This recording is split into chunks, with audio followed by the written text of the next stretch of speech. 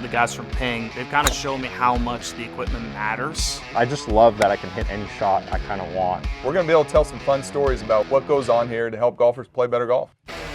Welcome back to the Ping Proving Grounds podcast. I'm Shane Bacon. In red is Marty Jertz. And if you're watching, maybe you're just listening. If you're listening, you have absolutely no idea what we're wearing.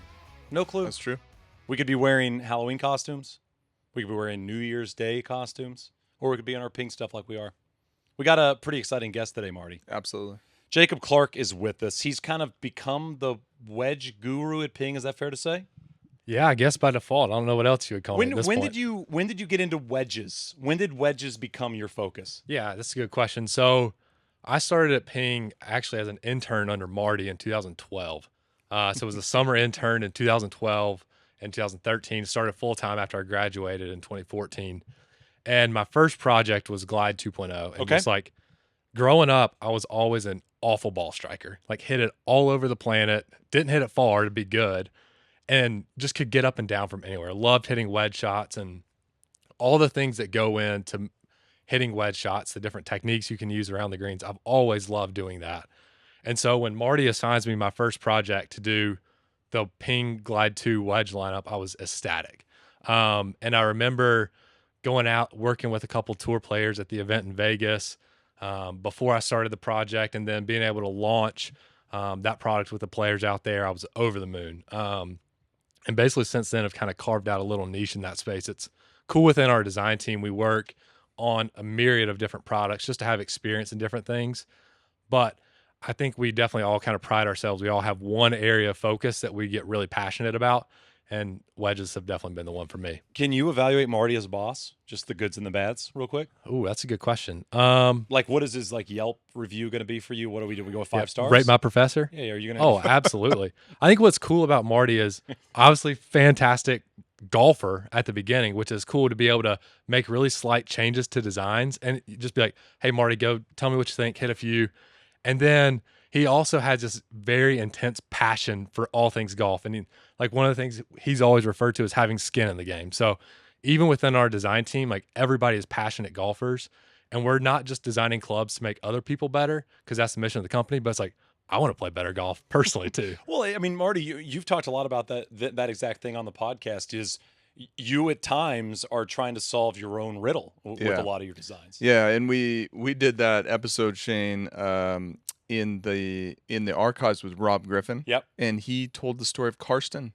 That's what is, that's the original is our founder, Karsten. He was trying to solve it, make the game easier for himself first, and then he's like, hey, I can build a company out of this. Since Jacob gave you a review, can you give him a review of being an employee real quick? Just Jacob, thoughts. man. No, Jacob's the man. And I love that we've been able to align Jacob with what he's most passionate about.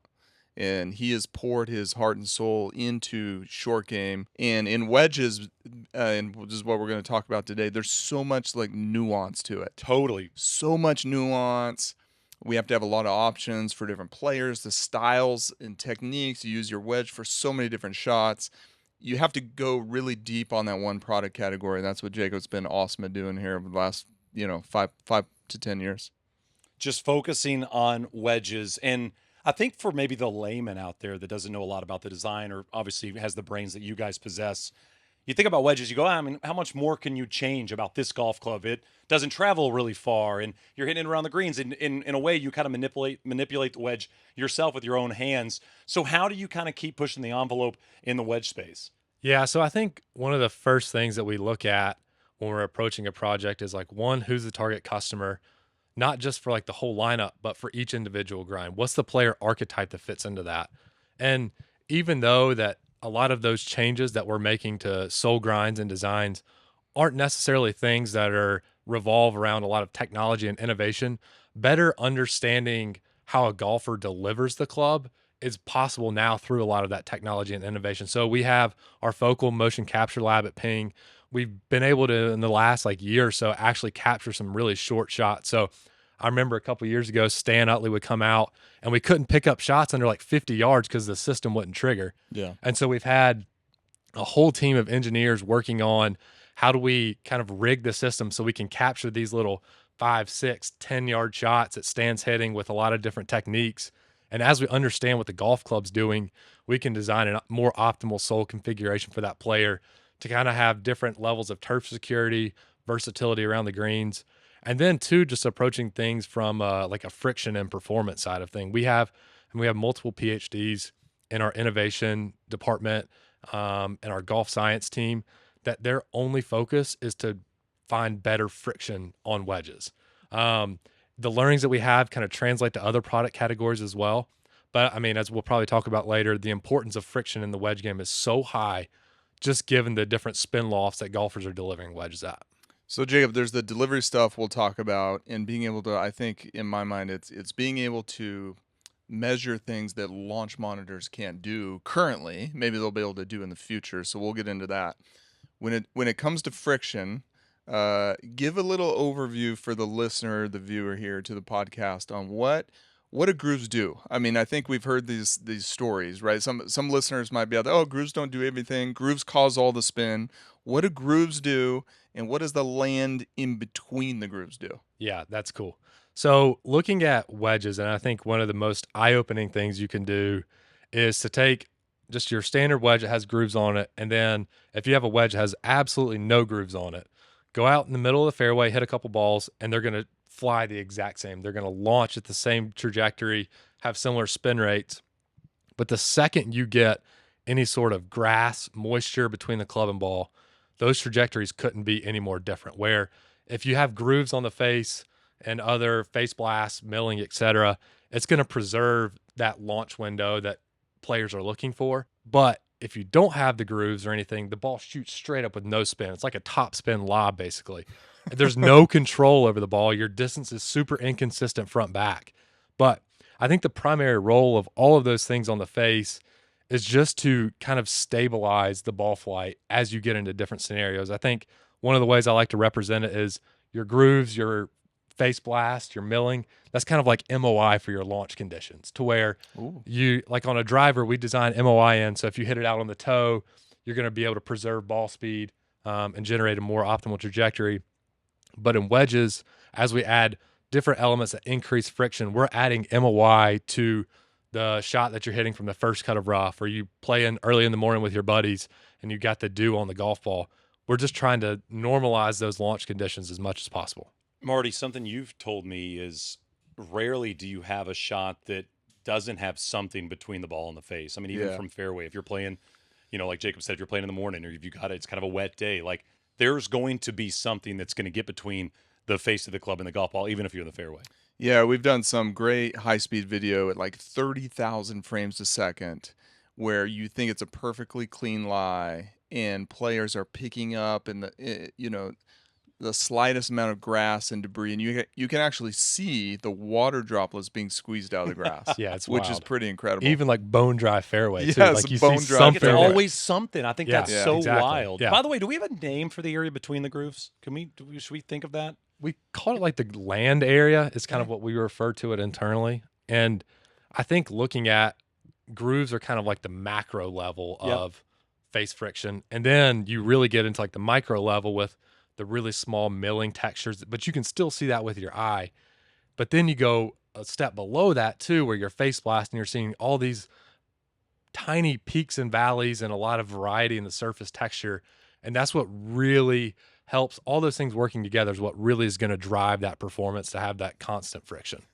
It's a lot like tires on a car, right? Like when it's dry out, you don't. You can really drive on need- bald yeah, tires. You Yep. you can drive on bald tires. A drag racer has they have no treads on the tire. As soon as it starts raining, especially in Arizona, it doesn't rain that much, and people are always like, oh, people don't want to drive in Arizona, but you have so much oil, debris, everything on the road. You need all of that technology in there, the treads, and then the texture in between. Both of those things kind of peak the friction. One fun way to do that test that Jacob was talking about, and it's great if you're a fitter listening to this, do this indoors. Okay.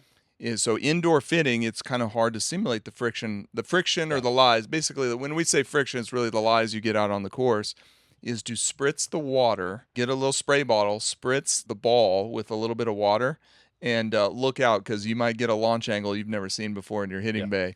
And that's one way to showcase the technology of S159 R groove technology over maybe your gamer wedge you bring in there to evaluate, right, Jacob? Yeah, absolutely. I think that's the coolest part about that test that we've kind of developed over the last couple of years is we want that fitter or just somebody who's on their own wanting to kind of test out some different wedges.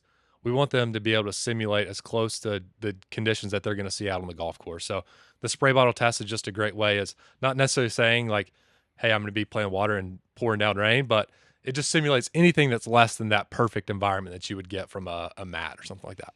Can you walk us through the grinds? Because I know you've introduced some new grinds with S159. Can you just walk us through the different grinds you have with wedges? Sure. So I think looking at the wedges, kind of looking at where we have the most options, and that's going to be on lob wedges. So we typically will start there. So we have 6 different grinds for a wide variety of players, techniques, etc. The first grind that is our S grind. So that one is kind of I want to say bread and butter because it works in so many different conditions of firmer turf, softer turf, etc. But it accommodates a wide variety of players too and how they like to hit shots. So it's got a little bit more bounce in the middle of the sole, which helps on more of the distance wedges and some of the more square face shots around the greens. But as you open it up around the greens, you get a little bit of trail edge relief. Okay. The trail edge is basically like you look at the bottom of the golf club, and usually you can kind of see like a little ridge where the sole kind of changes direction. So the trail edge is basically anything that's behind that little break point in the back. Across our line, there's a varying amounts of relief in that section depending on what the player is looking to do. So there is a bit of that trail edge relief on that sole, and it gives the player some flexibility to open the face and manipulate a little bit and still be able to generate the height that they're looking for around the greens. So that's the initial grind. And then if you can kind of walk us through some of the other ones that are available, if you will, just because I think what's nice about this episode is someone listening and trying to understand what the wedges look like and how many options there are to just get a little bit more of a definition of what everything is. Yeah, sure. So I think I'll go ahead and go to one of our new grinds next, the H grind. So that one's inspired by a lot of the work that we've done out on tour with our players. And for a long time, we've had different options through Ping Works, the most popular being the half moon grind. So what that grind does is it relieves material kind of in the heel, toe section of the club and steepens the trail edge relief as well. So what that does is that gives the player some versatility to open the face, keep the lead edge nice and tight to the turf. Okay. I'm sure Marty's used variations of Marty, this. is that like laying pretty flat? Like if you're opening it up, is it pretty flat on the ground? Yeah. It's I think if you're a golfer that goes out to retail and you put on the carpet, you know, and you rotate it open, you're like, oh, it's me and you, we want to be able to hit those higher shots off of firmer turf. It's like, you don't want that lead edge to rise too much. You don't want to stay perfectly level to the ground. It get knifey. Some bad things would happen. Yeah. But you want it to kind of stay low with that, how you open the face and orient the handle, right? Yeah, for sure. So that kind of is a great lead into the next one, the next new grind, the B grind. So the B grind, also inspired by some work we've done out on tour. This is one that works really well for players that around the greens prefer to hit shots with a more square face, slightly open face. Okay. And they kind of have a more neutral technique, I like to say, a little bit more powered by body rotation, not as dynamic with their wrists and stuff. But the B grind has a wider, flatter sole. So it actually has the lowest bounce angle of any club in the line, which allows it to sit super low on square face shots. But it has the forgiveness through the turf because it's a really wide sole. So Chuck Cook, one of our brand ambassadors, great player. That's a club that's worked really well for him the past couple of days as we've been doing some different testing. Because like I said, he's a pretty neutral chipper. He's not being really dynamic with his hands and how he delivers a club. So he's able to generate kind of height and spin with that configuration. And it works really well for his more neutral, shallow technique. So B, wide but low angle, right? Correct, exactly. That's kind of the kicker on the B. Yeah, for sure. Okay. Yeah. And preceded by that, we talked about the H grind. H for half moon. Yes. Right. So that's where you got all that relief. For those listening, you can just imagine us taking the grind, like our works grind, half moon grind, and peeling off material from the heel and toe like that half moon shape. And then we have the W. Yeah, the W is a great grind for somebody like yourself who, one, they might take either larger divots or they play in the Northeast where it's a little bit softer turf, maybe a little bit wetter. I mean, you're divot shaming me, but go ahead. It's fine. That's all right. We'll roll with it. I'll take it. So the W grind we actually do in 54 through 60. Okay. And I really like players using the W in their 54 or 56 because it gives them a higher bounce option that they can have. Makes sense. And it also works really well if that player uses that club to hit a lot of their distance wedges. So kind of that 3/4 to more full swing. It's really shallow through the turf on those shots, which helps generate a little bit of that flatter ball flight that great players look for. Interesting. And it also works really well too for players who around the greens kind of like to move the ball back in their stance, lean the handle a little bit more. Because as you lean the handle, Probably do that too much. yeah, exactly. So as you lean the Like speaking of my soul right now. Yeah. One more step over, a little more shaft lean, a little more. Why come is on, the ball please. way behind your back foot? Yeah. So what I think a great thing to understand is basically for every degree that you move your hands forward, you're removing a degree of bounce off the sole. Okay, makes sense. So if you're playing your wedge shots kind of middle to back in your stance, to effectively make contact with the golf ball, you have to de-loft the club to get it in the right spot.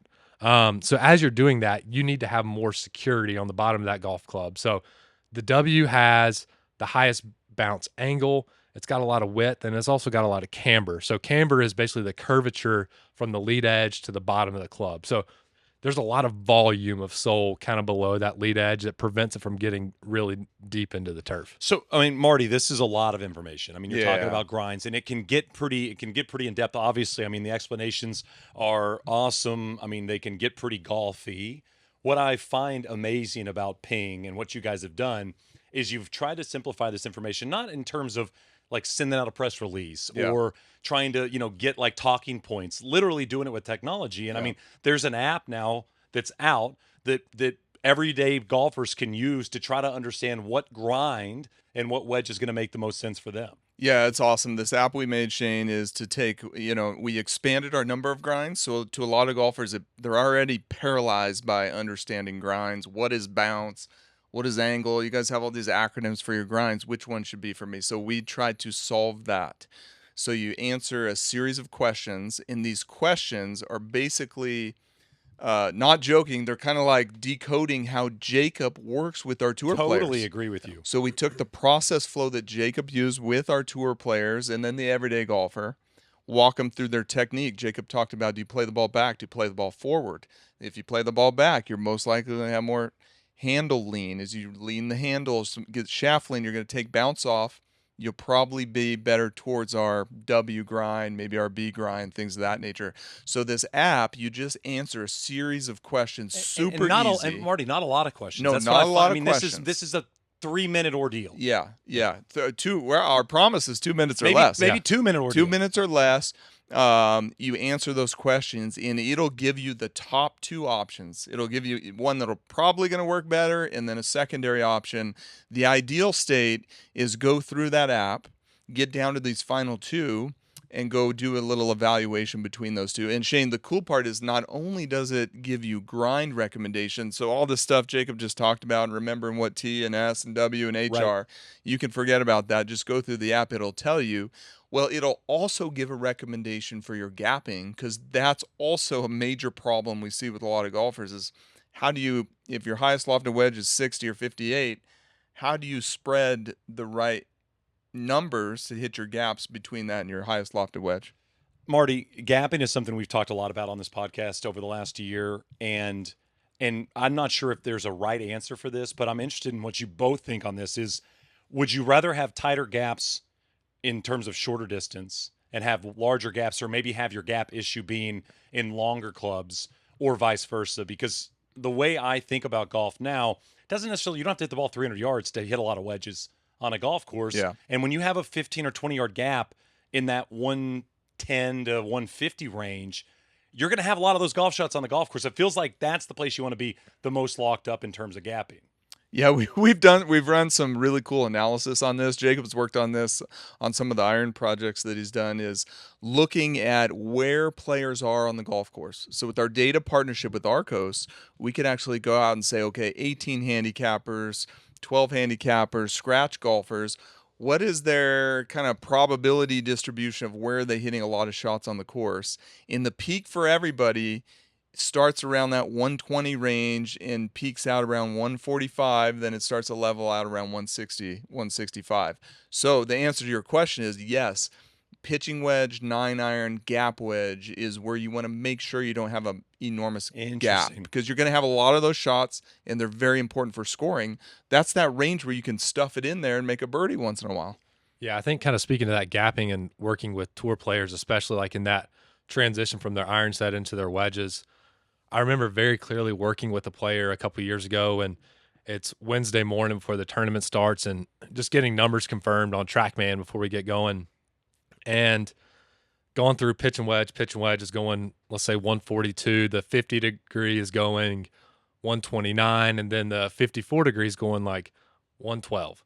And they're like, this isn't acceptable. So it's down to the level of like, okay, we need to bend this a half degree strong so we can get another 2 yards out of it. Yeah. So those players on a week-to-week basis that are playing for their livelihood, they understand how important it is, especially in that section of their set, to have that high level of precision, because a lot of them kind of work off the systems of, okay, I know my full goes this number for this club, and then they have a 3/4 and a half shot or whatever percentage it may be, and they have those numbers exactly dialed, and they have a system formulated to where they have every yardage covered from, let's say, 65 to 135 yards.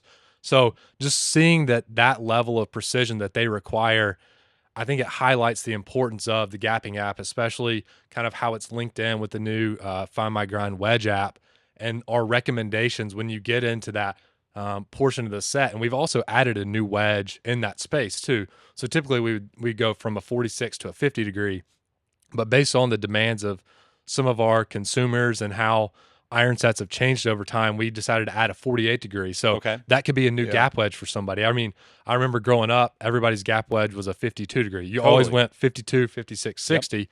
Yep. And that's even probably new school for a lot of people listening. But then like when I started at Ping, everybody was 50, 54, 58. Like everything's moved that way. So I think kind of the new wave is kind of here where in order for somebody to properly gap into their iron set, a 48 degree option might be the best one for them. Do most tour players play 4 wedges? And when I say 4 wedges, I'm saying kind of not the wedge out of their set, but 4 actual wedges. Yeah, there's a pretty good mix where you have, I don't know the percentages off the top of my head. I can definitely think of a handful of guys that would play that specialty 46 degree wedge that we have right now. Because Marty, you play the blueprint wedge, right? Yeah. And I find it so interesting that there's such kind of a, I don't want to say debate, but I mean it's really what you prefer. I remember the first time I put a pitching wedge in the bag that was like from the wedge set and not from the, I guess, iron set, if you will. It was life-changing for me because I felt like I could do a lot more with it around the greens than I could previously. Yeah. When we talked to Joaquin, I think he was the same way. He's like, oh, when I hit my wedge, I just want it to be like, have the psychology of hitting. Yeah, totally. Hitting like your specialty wedge.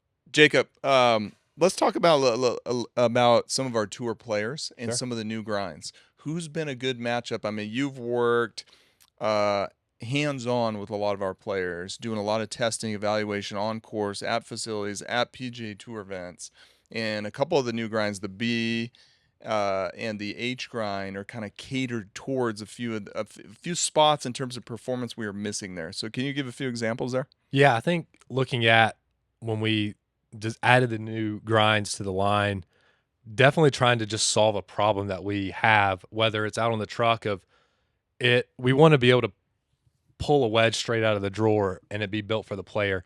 Most of them have some slight refinements to theirs, but we want to have great starting points.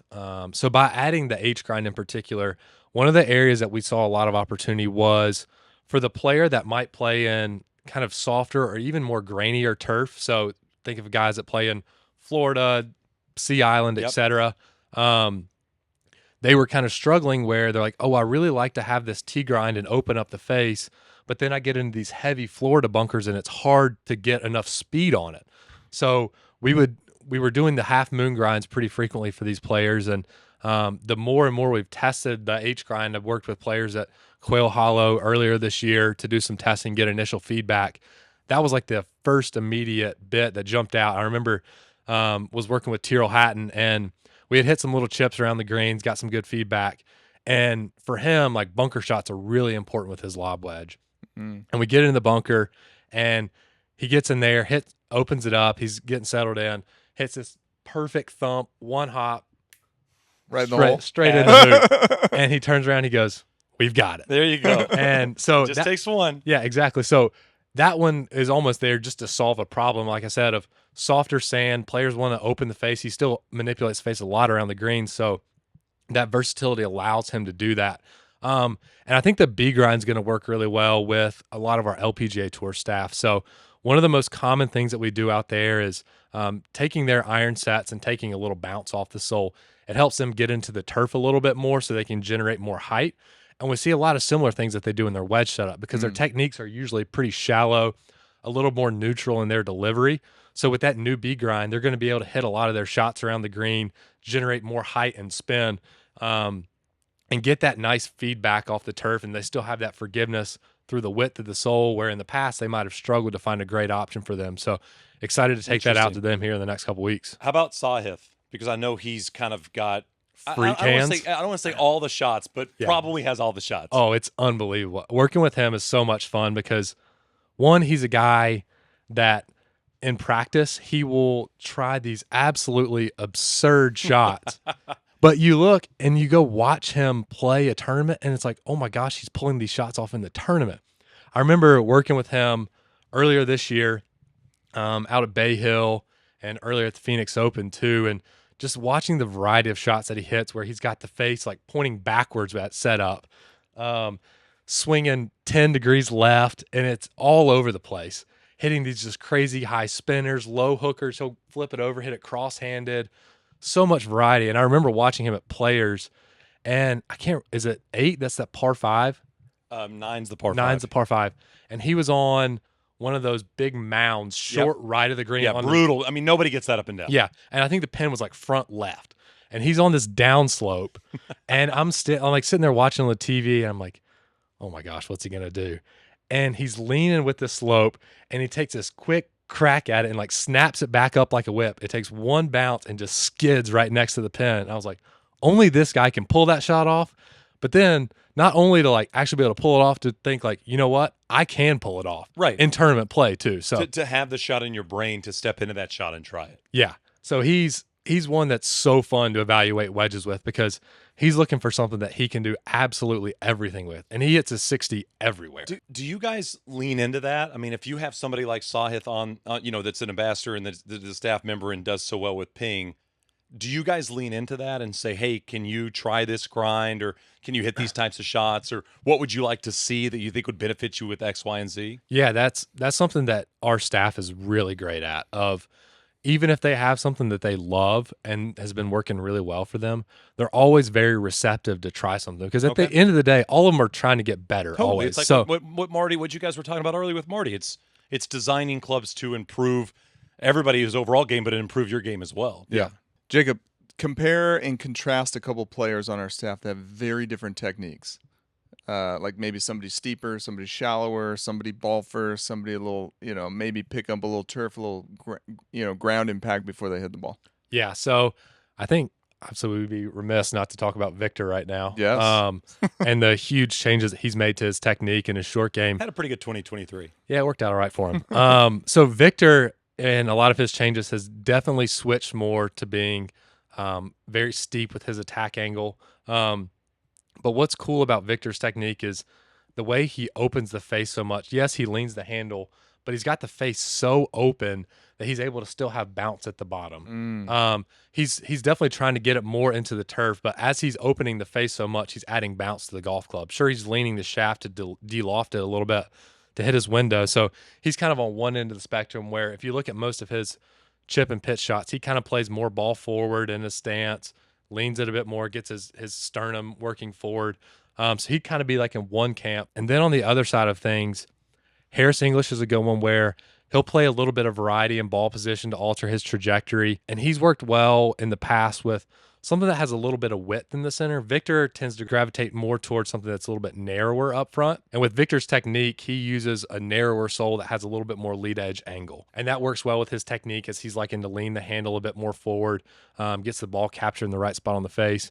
But Harris has responded really well to soles that have a little bit more width to them. I'm not saying it's a wider sole by any stretch, but a little bit wider, a little bit flatter sole, where his technique has worked really well on some of those shots. So there's such a huge array of techniques in that. I think that's one of the things I love the most about wedges is that you go watch PGA Tour, LPGA Tour players, brand ambassadors, all the people within the pingdom, as we like to say, so many vastly different techniques, and to be able to match up a soul grind that's going to work the best for them to have the best chance of success. Jacob, what advice do you have for the club golfer out there? They're listening to this pod. They're losing spin. They're questioning if they have the right gapping and the right grind. What advice do you have for them when they go out and start looking for wedges? Yeah. Evaluating wedges. Sure. So I think the first thing that we've talked about, all the different grinds, face friction, etc. But when it comes down to getting a set of wedges and getting fit for wedges and trying new wedges, all we want to do is get the ball contact in the correct location on the face. So with the different soul grinds, it's going to match up with different techniques. So as you're hitting little chips and pitches around the greens, we want to see ball contact somewhere around groove 3, groove 4 on the face.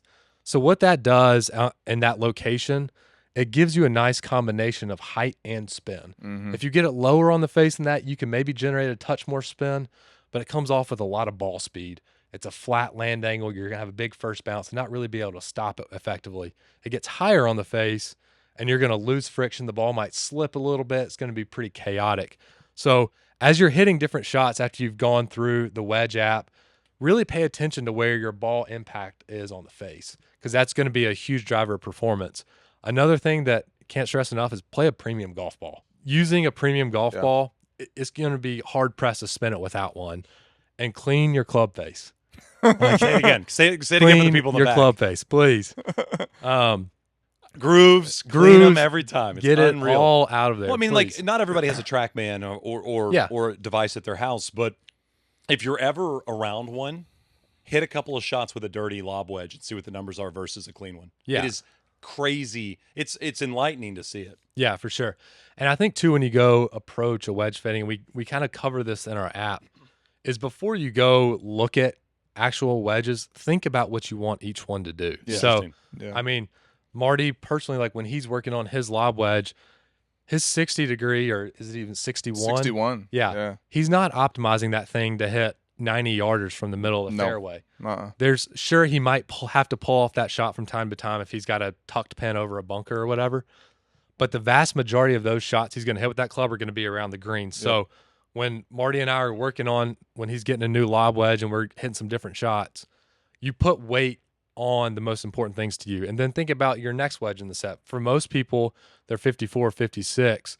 That one's going to be kind of more distance control focused as they're getting out to the rest of their iron set, and really pay attention to the gaps within that that space as well. Marty, do you manipulate your shafts in your wedges? I've recently switched to that, and I'm doing softer shafts in 60 and 56, and then kind of the same shafts I do in my iron set. Do you do that at all? Yeah, so I play X100s in my irons, and I play S4s in my wedges. I do the same thing. So just a little bit softer, gives me a little more feel. I feel like I could be a little bit more artistic, not rush the tempo as much, apply the force, spike the force quite as much there, but it still keeps the weight. I think that one of the biggest things we've done in shafts is, make sure you have a good weight progression, not too heavy and also not too light, right? I mean, I think the weight and balance of the wedge is super important. Marty, do you want to talk about what you do in your lob wedge that's a little bit special? Yeah, so my lob wedge, I kind of play the anti or reverse of the single length set. Okay. Right. So starting at my 7-iron, my irons get, instead of a ½ inch longer per iron, they get 3/4 of an inch longer. So that my 4-iron is really kind of like 3-iron length, so to speak. Okay. And we've kind of built that in, so I get a little more club head speed, a little bit more dynamic loft. With more ball speed, I get more peak height, generate a little bit more spin in my long irons, so they go higher. Well, I do the opposite on the wedges. I have my wedges, my 55 degree, 56 and 55, a 1/4 inch short, and then my lob wedge is a ½ inch short, and I leave the head weight the same, so the swing weight is quite light. Okay. And so that lighter swing weight gives the lob wedge a little less momentum, which is mass times velocity for the physics folks out there. And because you have a less mass, then the ball comes off with a little bit less velocity. so you can swing harder. I think it's one of the things Joe Mayo said. Yep. The good player can learn how to slow the ball down around the greens and speed the ball up off the tee. Yep. And so that's been one little tweak that's really helped me. Interesting. Payne Stewart used to do it, super light lob wedge. Bubba Watson with his build, he's always played a really light lob wedge as well. Jacob, one last thing on the new wedges. It's not just the wedges we're talking about. You guys also manipulated the grips a bit. Is that right? Yeah, so looking at the wedges, it's not necessarily just the head that we're working on. Right. We're looking at the whole system. The golfer's going to interact with the grip. And so one of the things with our dial-a-wedge grip that we developed a couple years ago is it's 3/4 of an inch longer than your standard grip, and it has a reduced taper rate. So what that means is that as you get closer to the bottom of the grip, the diameter of the grip in your hands feels is pretty similar to what it does up at the top end of the grip where you're normally holding it. And then also on the grip, there's a couple three indicator marks at the bottom that give you some reference points if you're choking down to hit different shots. So that works really well for somebody who kind of says, I want to make the same swing, but I want it to go 5 and 10 yards shorter. I think they're 1 inch increments at the bottom. And you can have some different yardages that you can work off simply by just moving your hand further down the grip, and you're gonna have that consistent hand placement. Just a reference point, Marty. I mean, it's like a simple thing for golfers to do. They can't spend the 6 hours on the driving range. Yeah, I mean, Shane, I grew up playing the Ping dial-a-grip, Yep. which had the vertical lines, and I remember specifically as a kid learning to hit a flop shot where I would turn the dial over and be like, okay, now I'm gonna the face is clocked open this amount, and I'm gonna hit my flop shot, right? Nerd my from day lob one. shot. Yeah. So, I mean, there's a reason you do this, Marty, I think. It's when you're a kid dialing your wedges up. It's so like a now we got the 7-year-old Marty modern day Johnson. dial-a-grip there, dial-a-wedge grip, dial it up. Jacob, it's fascinating to hear. Are you already working on the next iteration of wedges already, or do you have a little time? We're a few months in already. Are you So, really? Yeah. Goodness, it A lot of never fun. stops. Do you get like a week off when the launch happens and you're like, all right, you don't have to think about wedges for a week, or is that just vacation? That's usually when I get to go out to the golf course and hit wedges. There you go. Exactly. That's your Exactly. vacation. Yes, Well, sir. we appreciate the insight. Marty, you got anything else for him? No, I just appreciate everything you've done in the wedge category, Jacob. And I'm looking forward to having a lot of folks out there check out. If they go through the app, Do it. Do it, Marty's saying. I'm not joking. It's like getting the start of your fitting from Jacob himself. Yes. 2012 to now, senior design engineer, intern for Marty anymore. Get out of here, Marty Johnson. Thank you, Jacob, for your time. This is the Ping Proving Grounds podcast.